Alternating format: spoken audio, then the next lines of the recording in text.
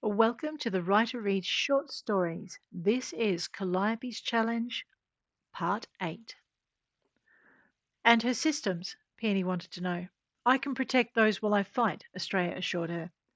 And I can focus on counter-intrusion if I know you are taking care of my shell's security, the Calliope put in. So the message got through, Peony asked, knowing it must have, but needing the comfort of a solid answer. The message got through, the Calliope told her, and the gel has started flowing to the breach. Our intruders were not aware of our time constraints and chose to have a rest break before completing the last stretch of hill to my hull. Thank the stars for small mercies, Peony replied, then paused. So will you? Will I what?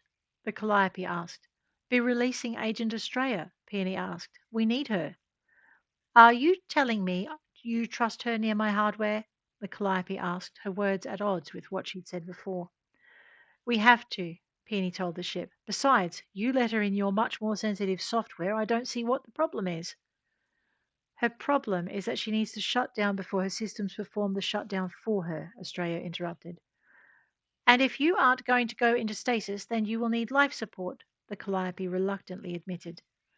How many of the emergency cabinets have been tapped? Peony asked, and the map in her HUD lit with over 100 points of light. Then I'll be fine. It's you I'm worried about. I don't want to lose you. Even though I'm just a computer that's too big for my britches? The Calliope asked, and Peony frowned. Who called you that? She demanded.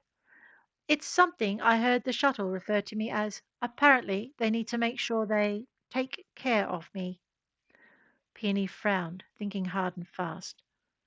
Estrella, she called, your pod has a fairly direct connection to the sugar sides, right? Why do you ask? Estrella sounded suspicious. Because I want to have the Calliope upload a backup of herself while she has time, Peony said. I don't want to lose her.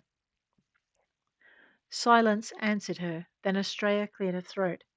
You know, that's no guarantee she'll stay the same intelligence you know, don't you? I didn't, Peony admitted, but I'm willing to take the risk regardless. And you, Calliope? Estrella surprised her by asking.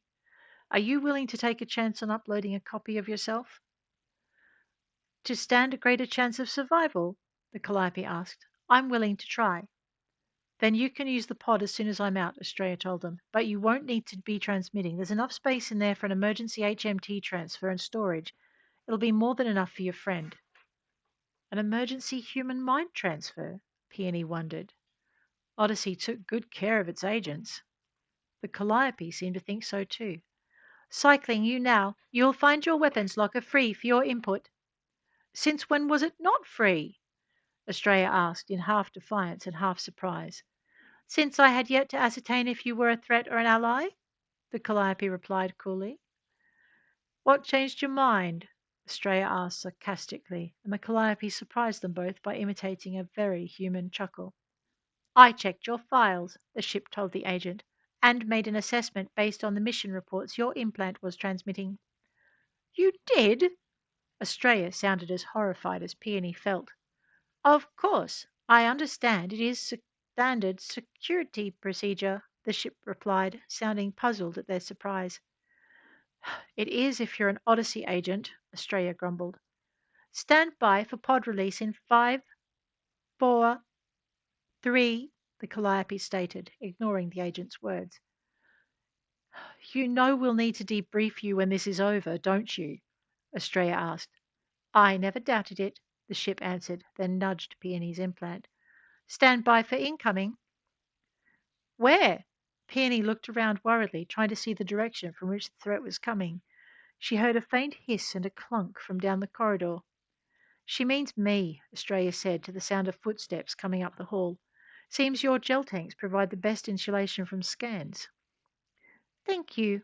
Calliope sounded pleased with herself. I will begin copying myself over while I guide you into position. Calliope, have you figured out the shuttle drop point? Estrella asked. I have, the Calliope answered, but I can guarantee there are no breaches in the calculated area. Maintenance hatches? Estrella asked. That I can confirm, the Calliope allowed, but they are locked down.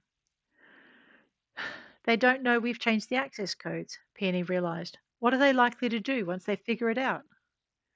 The Calliope almost immediately grasped where they were coming from.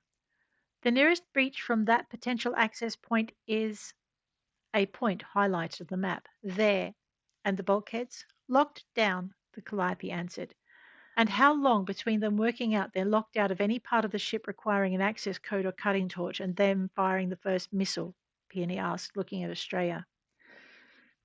The agent pulled a face that said she was making some quick calculations, and then her face went blank.